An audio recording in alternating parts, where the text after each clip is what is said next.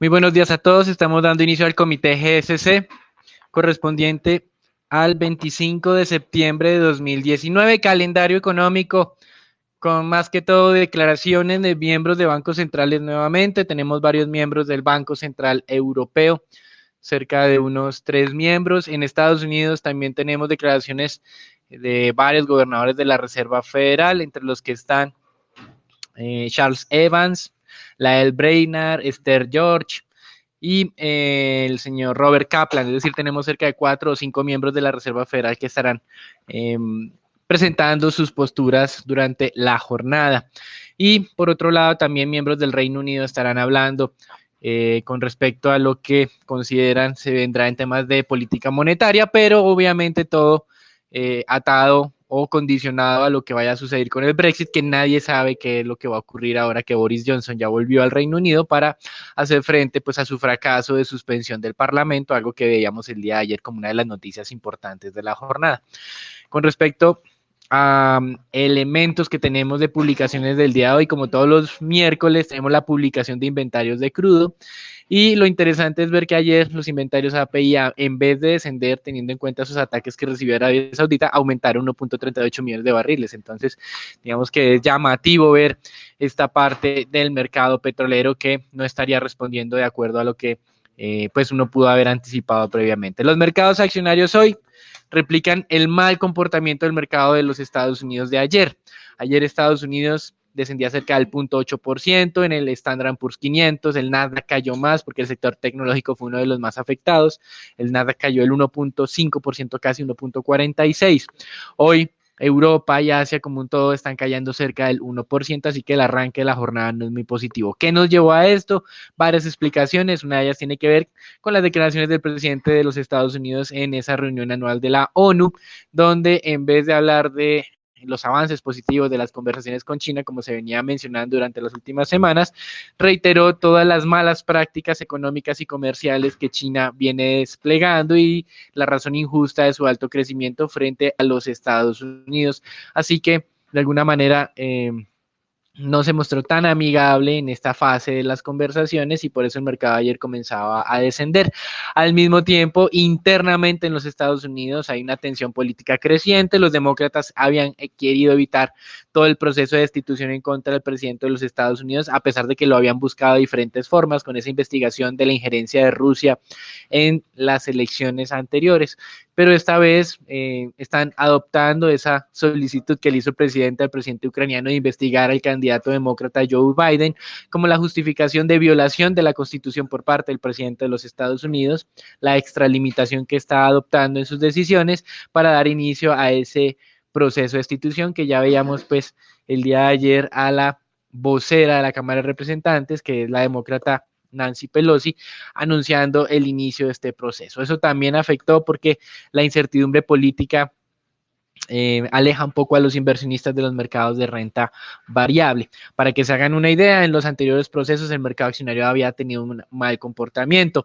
Durante Clinton, en octubre de 1998, cuando se anunció el inicio de este proceso de destitución, por lo que sabemos que ocurrió durante su administración, el mercado accionario alcanzó a caer ese día del anuncio un 5%, luego perdió, o sea, se recuperó y solo perdió el 1.2%. Eso fue en octubre de 1998. Cerca de 4 o 5 meses después, cuando ya el presidente superó todo este proceso y el Senado de los Estados Unidos decidió no destituirlo, el mercado accionario ya llevaba una ganancia acumulada de un 28% a ese momento.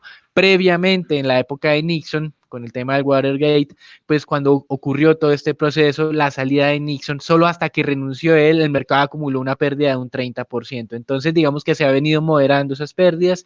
La posibilidad de que el presidente Trump sea destituido es muy baja, teniendo en cuenta que es la Cámara de Representantes la que inicia el proceso, el Senado también tiene que apoyar todo este proceso, pero el Senado necesita una votación de 2/3 para que esto prospere y es muy difícil que se alcance teniendo en cuenta que en el Senado son los republicanos la mayoría. Pero pues esto va a estar en medio de toda la campaña electoral.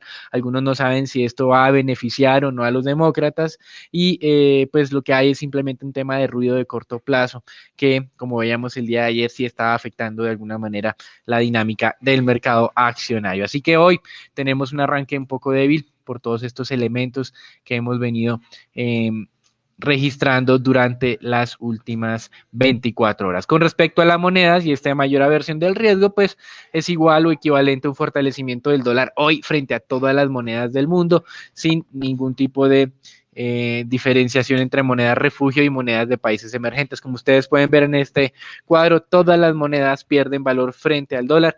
Lo que nos llama la atención es que la libra esterlina está perdiendo más de lo que ganó ayer, porque pues hay una alta incertidumbre frente a lo que puede estar sucediendo en este país. Frente al tema del Brexit, no sabemos si efectivamente Boris Johnson se va a mantener como primer ministro, si va a preferir salirse del gobierno, si van a pedir una extensión entonces a la Unión Europea, si van a alcanzar el mencionado acuerdo para poder hacer el Brexit o no sabemos si va a haber una convocatoria de un nuevo referendo en este país. Así que hay una alta incertidumbre también con el Reino Unido y la incertidumbre generalmente se identifica con desaceleración de la inversión y obviamente esto no es bueno para nadie, ni para el Reino Unido, ni para sus socios europeos, que como hemos visto Alemania está en un proceso económico muy difícil, probablemente estemos ya en medio de una recesión de la mayor economía de la zona euro. Con respecto al mercado petrolero, continúa cayendo la prima de riesgo. El mercado petrolero ha recibido varios anuncios, como mencionábamos, uno de ellos tiene que ver con el incremento de los inventarios en Estados Unidos justo en la semana que supuestamente se estaba registrando el mayor impacto de los ataques a la infraestructura petrolera saudí. Este descenso de los precios del petróleo están llevando el WTI a los $56 y el Brent a los 62. De todas maneras, hay un leve spread en este momento de $1 para el caso del WTI y $2 para el caso del Brent. ¿Qué también nos ha llevado a esto? Declaraciones de Arabia Saudita de que viene más rápido de lo pensado en su rehabilitación de la capacidad productiva. Dice que en este momento puede producir hasta 11 millones de barriles, con lo que ya han venido realizando, esperan llegar a los 12 millones de barriles hacia el cierre de este mes. Eso no quiere decir que estén produciendo esa cantidad de barriles como tal, hay que estar viendo que nos traen las cifras más adelante. Y frente al tema del IPO o la emisión de acciones de Aramco, ya se ha venido filtrando la prensa que eventualmente el 20 de octubre vamos a tener algunos detalles ya oficiales sobre esta operación y en algunos medios se especula que no van a emitir el 5% de la participación, sino ahora va a ser el 10% de la participación. Recuerde que la corona saudí busca que su empresa sea valorada en 2 trillones de dólares, por lo que la emisión del 5 equivalía a 100 billones, ahora del 10 equivale a 200 billones. En la historia, la emisión más grande de acciones en una sola ocasión ha sido de Alibaba por un equivalente a 25 billones de dólares, es decir, que estamos hablando que lo que quiere la corona saudí es una emisión equivalente a 8 veces lo más que se ha emitido en una sola ocasión de una sola empresa. Así que esto es interesante ver cómo continúan gestionando este tema de la aversión al riesgo, pues para hacer la adquisición de acciones de Aramco, teniendo en cuenta la debilidad desde el punto de vista de seguridad que tiene. Obviamente lo que hizo Estados Unidos durante el fin de semana de movilizar tropas hacia Arabia Saudita para defender la infraestructura petrolera, de alguna manera busca ayudarle a Arabia Saudita con esta emisión de acciones. Y finalmente en nuestro mercado de renta fija las cosas pues muestran algo de descensos en las tasas de descuento, no es un descenso generalizado teniendo en cuenta pues que uno lo hubiera esperado por la caída grande de los mercados accionarios, es un descenso muy leve. Hoy tenemos emisiones de tesoros a 5 años por cerca de 41 billones de dólares. Hasta acá el reporte internacional. Recuerden, tenemos descensos generalizados en los mercados accionarios por todo lo que ha venido ocurriendo políticamente y desde el punto de vista de comercio con el presidente de los Estados Unidos, fortalecimiento generalizado del dólar, descenso de la prima de riesgo del mercado petrolero y no tantas ganancias del mercado de renta fija en el mundo. Eso es todo por ahora. Los dejamos con Daniela, Raúl y Jairo Alonso.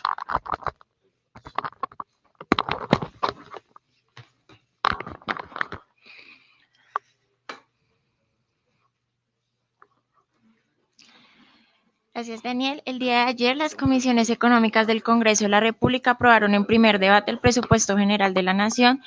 El monto del presupuesto asciende a 271 billones, lo que según el ministro Carrasquilla es consistente con el objetivo de que en 2020 se pueda alcanzar un déficit fiscal de 2.2% del PIB. Además, en la discusión, el ministro dijo que la tenencia del Estado en empresas no es estratégica para el país, cuando horas atrás había dicho que no iban a vender activos del Estado que fueran estratégicos. Ahora falta el debate en la plenaria del Senado para la total aprobación del presupuesto general. Además, ayer el ministro habló sobre lo más probable es que no se alcancen a realizar las coberturas sobre el precio del petróleo en el 2019. De otro lado, dijo que según los cálculos del ministerio, la relación entre deuda y PIB se podría estar reduciendo para el 2020. Finalmente, el día de hoy, el presidente Duque hablará ante la Asamblea General de la ONU a las 11 de la mañana, hora de Nueva York. Esto estaba por las noticias de Colombia. Los dejamos con Raúl para el informe accionario. Gracias, Daniela. Bueno, por el lado del mercado accionario local, el índice Colcap en la jornada del día de ayer mostró un leve descanso en línea con el comportamiento de los mercados de renta variable en el mundo. Cabe recordar los comentarios del presidente de Estados Unidos, Donald Trump, donde menciona que no aceptará un mal acuerdo con China. Eso generó como tal un poco más de temor en los mercados, los cuales generaron desvalorizaciones por el lado del índice S&P del 0.2%. El día de hoy el Colcap podría mantenerse el comportamiento, principalmente afectado por estas noticias por el lado de la guerra comercial. A su vez se negociaron 202.000 millones de pesos, la acción más negociada fue Grupo Sura con 61.000 millones, la acción más valorizada fue Enca con un 5,6%, corrigiendo la caída del día lunes, y la que registró mayor desvalorizaciones fue con Concreto. Por el lado de las estrategias en la jornada del día de ayer, tanto en Colombia ordinaria como preferencial se valorizan superior al 4%, mantenemos nuestra perspectiva positiva sobre el sector financiero colombiano.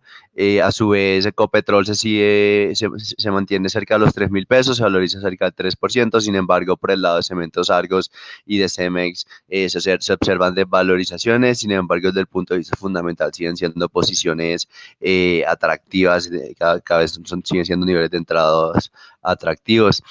Por otra parte, desde el punto de vista técnico, tenemos la acción de Concreto,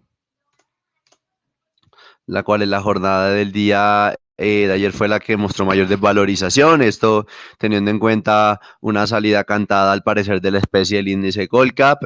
Cabe recordar que los volúmenes de negociación de esta han caído considerablemente en lo corrido del año y se ubican mínimos no registrados desde mediados del mes de abril. Sin embargo, a pesar de estas desvalorizaciones, estas caídas, a pesar de su salida al índice Colcap, fundamentalmente sigue siendo una compañía que está altamente descontada contra sus fundamentales. Cabe recordar que según estimaciones del mercado, del precio de la especie debería ser superior a los 900 pesos, y para aquellos inversionistas estructurales y de largo plazo, esta salida de índice Colcap podría dar son niveles atractivos de entrada muy baratos.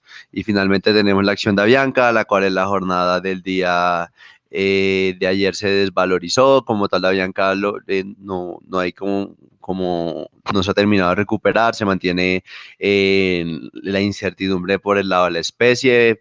Cabe decir principalmente dos noticias. Uno, el mercado se mantiene a la espera del 30 de septiembre. Cabe recordar que el 30 de septiembre es la fecha límite de la refinanciación de la deuda, el cual, en caso que sea exitoso, Avianca podría seguir recuperándose y también podría seguir operando para el plan Avianca 2020. Y a su vez, Kingsland había comprometido a extender un préstamo de $50 millones.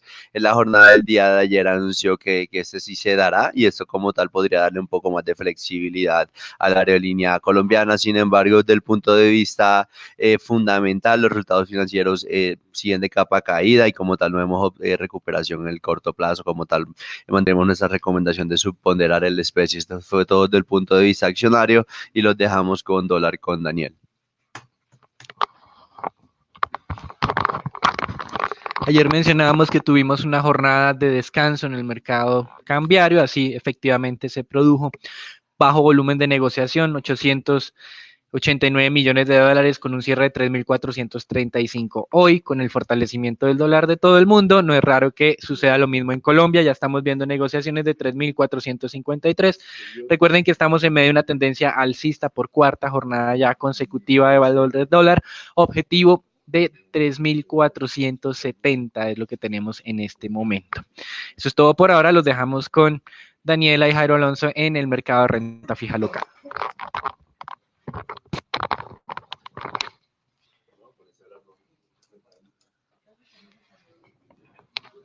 Nuestra recomendación para los títulos de deuda corporativa se mantienen en el corto plazo. Favorecemos títulos indexados a IPC, mientras a mediano plazo, títulos con cupón fijo con opción de diversificación con títulos IPC. Para el largo plazo, tenemos una recomendación neutral. Por el lado de las tasas de negociación, los títulos que más se valorizaron a plazos de un año son los títulos IBR, seguidos de los títulos IPC. Para plazos de 3 y 5 años, los títulos que más presentan valorizaciones mensuales son los títulos IPC con valorizaciones cerca de 5 puntos básicos. Mientras los títulos que más se valorizaron son los títulos TSURs a plazos de un año.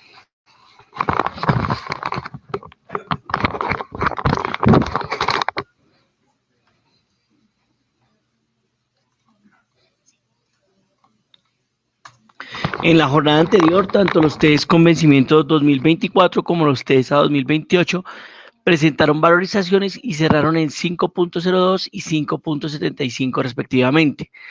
La curva de TES en pesos se valorizó 1.27 básicos en promedio, mientras que los TES denominados en VR presentaron valorizaciones de 3.69 básicos. Mientras el segmento corto se desplaza al alza, 0.53 básicos, en promedio los segmentos medio y largo se valorizaron respectivamente, por lo que la pendiente de la curva se contrajo 30 puntos básicos. En deuda corporativa se operaron alrededor de 25.600 millones a través del sistema transaccional y 847.000 millones por registro. Lo más transado fue tasa fijas con vencimiento a 2021, seguido de tasas fijas con vencimiento a 2022. La Nación colocó test de corto plazo en fecha exactamente de septiembre del 2020 por 350.000 millones a una tasa de corte de 4.56. Por último, autorizará el Patrimonio Autónomo de Estrategias Inmobiliarias a aumentar un cupo de colocación de bonos en 1 billón de pesos. Este fondo es el agente de manejo del patrimonio autónomo de la fiduciaria Corfi colombiana. Este fondo tiene activos por cerca de 6 billones y se concentra en la generación de rendimientos para sus inversionistas a través del arrendamiento de bodegas, oficinas y comercios. Esto es todo por hoy. No olviden seguirnos en nuestras redes sociales. Muchas gracias.